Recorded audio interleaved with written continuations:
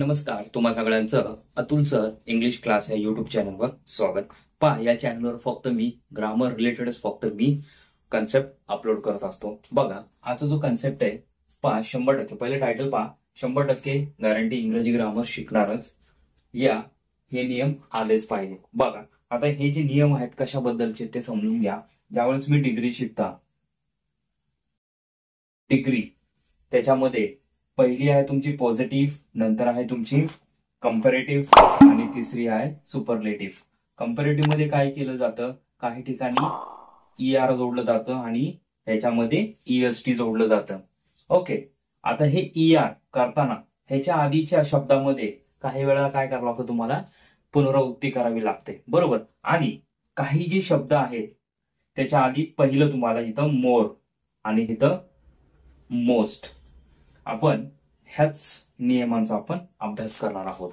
बघा, डिग्री मी नाही शिकवणार, पण त्याच्यातला जो नियम आहे इथं ER किंवा मोर आणि मोस्ट हे कसं येतं यावरच आज या नियमांचा आपण अभ्यास करणार आहोत. पहिलं जे आहे, तुम्ही पहिला जो नियम हे लक्षात घ्या. हे डिग्रीतला खूप महत्वाचे नियम आहेत. ह्याच्यावर तुमचे बऱ्यापैकी कन्सेप्ट क्लिअर होतील. ओके, आता ह्याच्यामध्ये तुम्हाला व्यंजन आणि कन्सोनंट आणि वॉवल्स हे दोन गोष्टी तुम्हाला माहिती असल्या पाहिजेत. जसं की आपली मुळाक्षरं किती आहेत, 26 मधनं 5 काय आहे तुमचे वॉवल्स आणि 21 वॉवल्स 5 गेले, 26 मधून 5 गेले, उरले 21. हे 21 काय आहे तुमचे कन्सोनंट्स, म्हणजेच काय व्यंजन. हे स्वर आणि हे व्यंजन. आता हे जे 5 वॉवल्स कोणते आहेत ह्याचं उत्तर तुम्ही मला कमेंट बॉक्स मध्ये कमेंट करायचंय. बघा, पहिला जो नियम आहे काय, मूळ रूपामध्ये इथं मी आधी लिहून देतो, मग तुम्हाला समजावतो मी.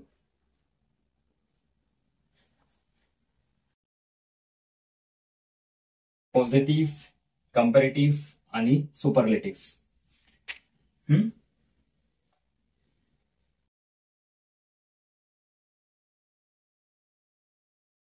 पॉझिटिव्ह आहे बिग आणि कंपॅरेटिव्ह आहे बिगर आणि सुपरलेटिव्ह आहे बिगेस्ट.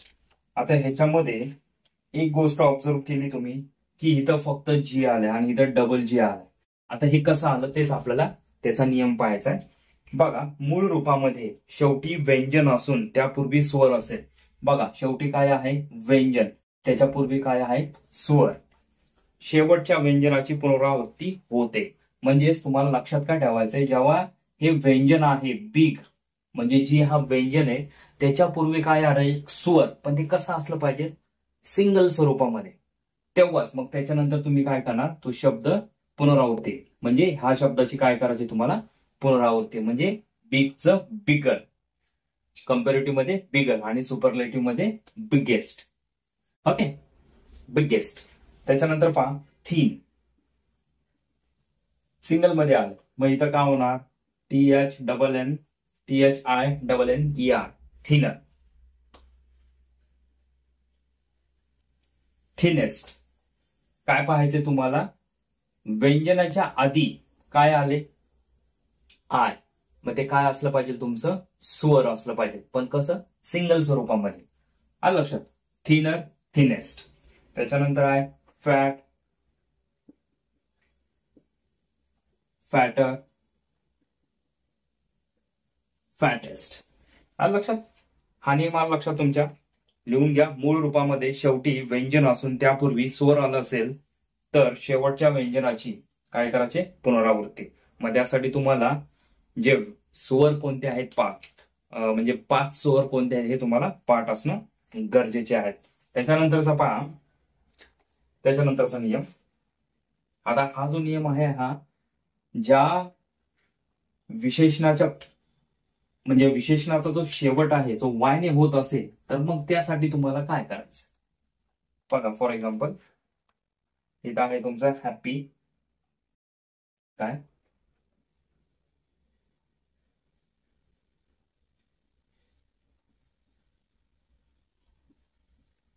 शेवट काय झालाय वाय.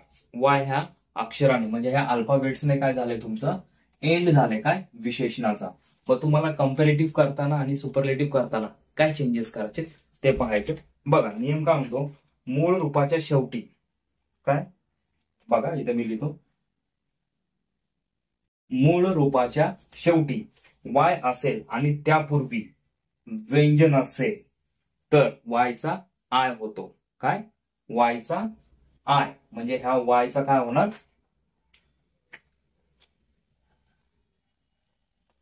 ह्या वायचा काय होणार आय. ओके. परंतु वाय पूर्वी जर स्वर असेल तर वाय तसाच राहतो. जर ह्या वायच्या आधी जर वॉवल असेल तर तो वाय तसाच्या तसाच राहतो. पहा कसं, हॅपीचं काय होणार वाय आहे, वायच्या आधी काय बघायचं व्यंजन असेल तरच चेंजेस करायचं, नसेल तर नाही. Happier,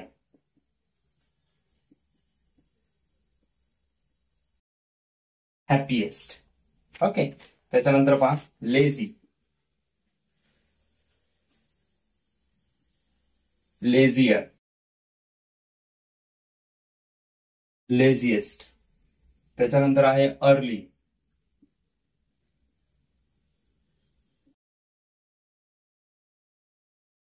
earlier, earliest. आता शेवटी वाय आहे आणि त्यापूर्वी काय आहे वॉवल्स म्हणजे काय स्वर असेल तर तुम्हाला काय करायचंय वायचा वायच तसा ठेवायचा आहे. जसं की पहा ग्रे च ग्रेयर. ओके. आणि शेवटी आहे ग्रेएस्ट. Okay clear.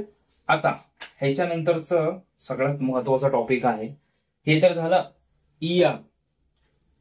पण ह्याच्याऐवजी काही जी अशी विशेषणे आहेत की त्याच्यापूर्वी तुम्हाला काय करायचंय मोर आणि मोस्ट वापरायचे. कुठं कंपॅरेटिव्ह आणि सुपरलेटिव्ह मध्ये. पहा आता तो कन्सेप्ट काय आहे ते.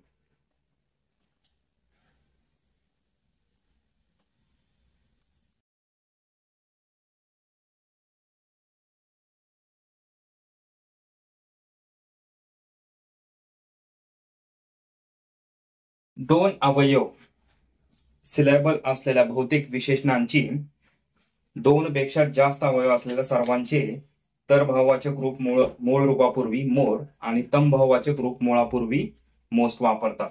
पहा आता हे कसं, इथं मी इथं पी लिहितो, इथं एक ब्युटिफुल, नंतर आहे कंपॅरेटिव्हचं मोर,